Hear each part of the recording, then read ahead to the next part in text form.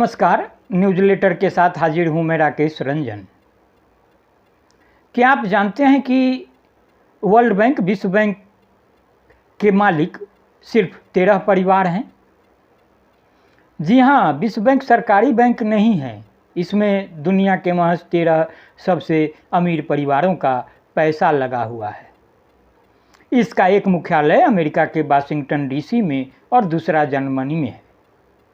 इनके पास इतना पैसा है कि यह बैंक दुनिया के हर देश की सरकारों को कर्ज देता है। संयुक्त राष्ट्र संघ कहने को तो दुनिया के सभी देशों की साझी पंचायत है, पर हकीकत में यूएनओ एक ऐसा संगठन है जो विश्व बैंक परिवार द्वारा संचालित और वित्त पोषित है। विश्व बैंक के मालिक इन 13 संघीय बैंकरों मालिकों का सिक्का सीधे संयुक्त राज्य अमेरिका पर चलता है। इसे संचालित करने वाले 13 परिवार हैं जिन्हें एलुमनी कहा जाता है, जो 1776-77 में बनाए गए थे। विश्व बैंक के मालिक सभी 13 मुख्य घराने जर्मनी और संयुक्त राज्य अमेरिका से हैं और उनकी कुल संपत्ति 6000 करोड़ ट्रिलियन बताई जाती है, जो दुनिया की कुल संपत्ति का लगभग 70% है। किसी भी देश के प्रधानमंत्री की नियुक्ति उन्हीं 13 परिवारों द्वारा की जाती है, जो इन परिवारों के हितों को ध्यान में रखकर ही अपना देश चलाते हैं।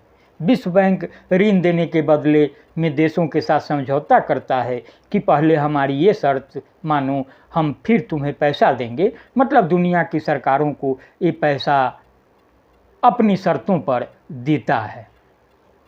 विश्व बैंक के 13 परिवारों की इसी नीति के अनुसार ही Bharat federation direct trade association का मनमोहन सरकार के साथ समझौता हुआ था। भारत में मुख्यधारा की दोनों पार्टियों की सरकारें, कांग्रेस और भाजपा, इन 13 पूंजीपतियों की आंतरिक गुलाम हैं। जरा सोचिए 1947 में जब भारत और पाकिस्तान के बीच विभाजन हुआ तो नदियों को बांटने में विश्व बैंक क्यों शामिल था? क्योंकि विश्व बैंक की स्थापना 1944 में संयुक्त राज्य अमेरिका में तब हुई थी जब द्वितीय विश्व युद्ध में दो पूंजीपतियों के बीच युद्ध चरम सीमा पर था। इस युद्ध में पूरी इंसानियत पिस गई थी। विश्व बैंक इतना शक्तिशाली है कि वह दुनिया के किसी भी देश को कभी भी युद्ध में झोंक सकता है। अब सबसे चिंताजनक बात यह है कि विश्व बैंक के मालिक इन 13 निजी परिवारों की नज़र अब पंजाब, हरियाणा, यूपी सहित देश के जरखेज खेती वाले मैदानी इलाकों की उपजाई ज़मीन के साथ ही पाकिस्तान की ज़मीन पर भी है।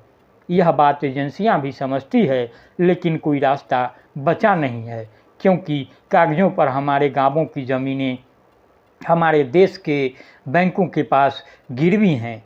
और दिलचस्प बात यह है कि हमारे बैंक और हमारा देश भी इन 13 परिवारों के विश्व बैंक के पास गिरवी रखा हुआ है। 3 कृषि कानून भी इसी कड़ी का हिस्सा थे। बेशक देश को आज़ाद हुए काफ़ी समय हो गया है, लेकिन आज भी देश को ये 13 परिवार चलाते हैं। तो ये है एक बड़ी हकीकत।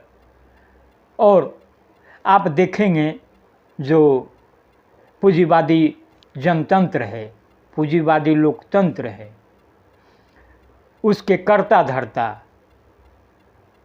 राजनीतिक पार्टियां, चाहे कोई भी हो, जो विश्व बैंक को केंद्र में रखकर विश्व बैंक की ओर से जो नीतियां बनती हैं उसके अनुपालन में ही उनकी पूरी ताकत जाया होती है। वह कहीं इधर उधर नहीं देखते, सीधे चलते रहते हैं।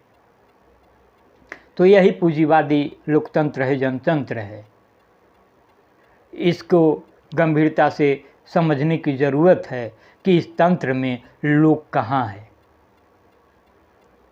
तो आप भी इसे संजीदगी से सुने गुने। मैंने इसे कृष्णा खालिद के फेसबुक वाल से आपके लिए ख़ास तौर से संभार लिया है। आपको बता दें कि मेरा इरादा किसी को गुमराह करना नहीं है, तथ्यों की रोशनी में विचार के लिए प्रेरित करना है। क्योंकि हम भी लोकतंत्र के हिमायती हैं, लोकतंत्र में पैदा हुए हैं, लोकतंत्र में पले हैं, बढ़े हैं, जी रहे हैं। तो इससे जुड़ी जो चिंता है उससे बेखबर तो रहा नहीं जा सकता। तो आप भी बाखबर रहिए, बेखबरी अच्छी नहीं।